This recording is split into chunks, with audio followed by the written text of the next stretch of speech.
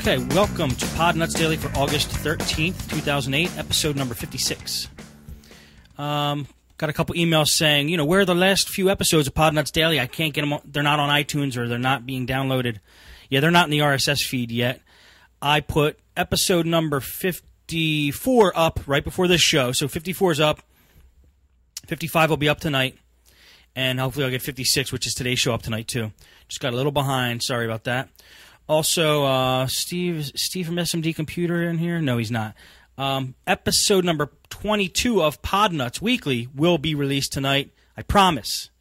And that's Steve D'Amico is the guest on that show from episode 4 of Podnutz. All right, let's get right into the computer stuff. I think it's number 22. Episode number 22. It's either 22 or 23. Let's get into the computer stuff. Toshiba Laptops. Toshiba Laptops, I think, are going to be the death of me. The last two nightmare jobs I've had were on Toshiba Laptops. I used to like Toshiba Laptops, but if they keep acting the way they are, then I'm not going to like them anymore. This Toshiba laptop today is another nightmare of a computer I've been working on. It started out, customer needed a new motherboard. Motherboard was just fried with common symptoms. I mean, I think I have to think back, but I think the symptoms were we would hit the power, we'd see the power come on, the power light would come on, but no picture on the screen and completely unresponsive. So I went ahead and I ordered a new motherboard. Now, I didn't actually check the model number on the motherboard itself. I just went by the model number of the computer, and the motherboard I ordered was wrong. So I got a wrong motherboard I'm still trying to sell on eBay. So in the meantime, I had to order the correct motherboard. So I went ahead and I ordered the correct motherboard. Now, they shipped it to me. I got it on eBay. I like to buy my parts on eBay. A trusted seller, he had a high feedback rating and has had a lot of feedbacks. And he sent me a motherboard. I put it in, put the whole thing back together again, started everything up, loaded Windows up on, and everything looked fine. And then I tried plugging something into the USB port. And when I plugged something into the USB port, the computer would just freeze up. And I talked about that in a couple episodes ago, and I just tried everything I could to get this computer working, but it was definitely bad USB ports. So I sent it back to him, and I said, this computer has bad USB ports. And his English wasn't that good, I assume, because the way he responded to me, and he said they tested it and everything worked fine. So I said, did you try the USB ports? Because if you check the USB ports, you might have a problem. I had a problem when I plugged something into the USB ports. Please try checking the USB ports. Is basically the gist of the email I put back. So anyway, the new motherboard he sent me, everything's fine on it. USB ports work on this one, so I know it wasn't anything on my end. It wasn't my processor, it wasn't bad RAM or anything like that. It was the USB ports on the bad motherboard.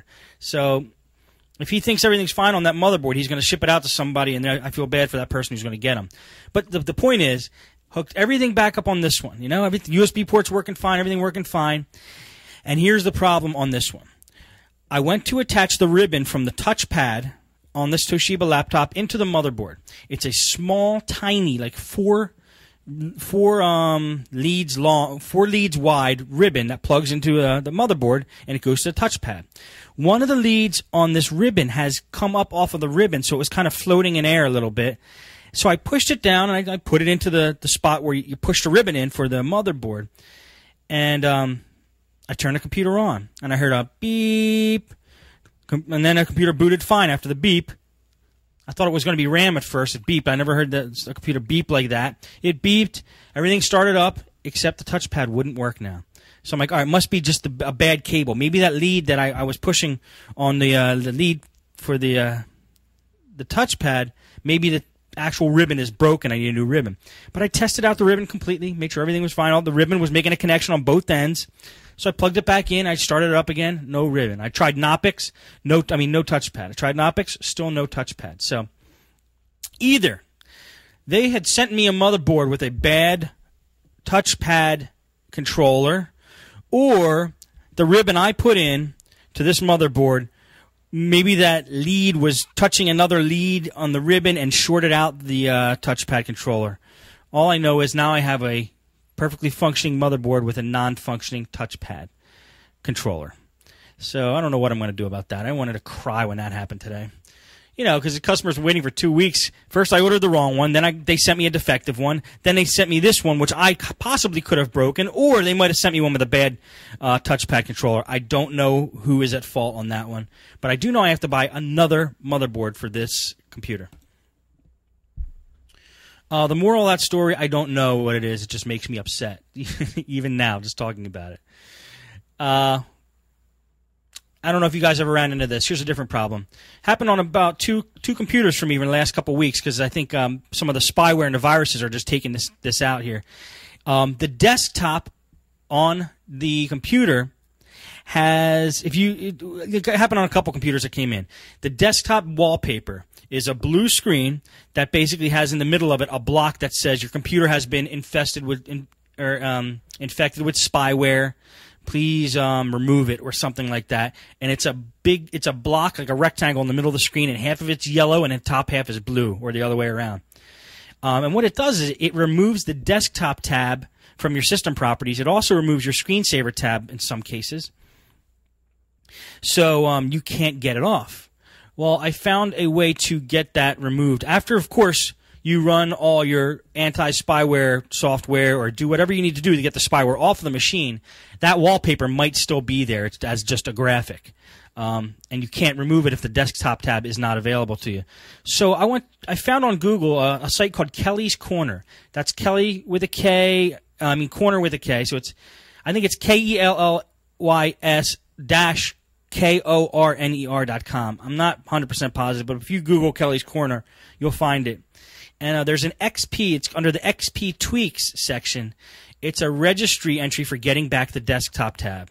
And it also will bring back your screensaver tab if that's missing too. And all you do is you save that as a .reg file. You open it up in Windows, and it will ask you if you want to update the registry. You hit yes, and then you get that tab back. It might have been the same computer, or it might be a different computer, but there's a different little tip for you.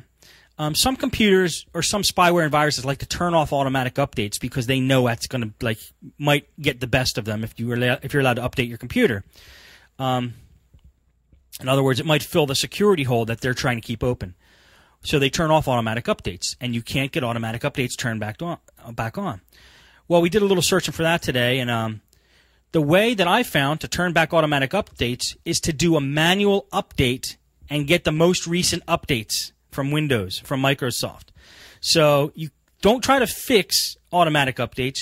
Just manually go and get the latest updates for Windows, and that, in my experience, will fix your automatic update problem.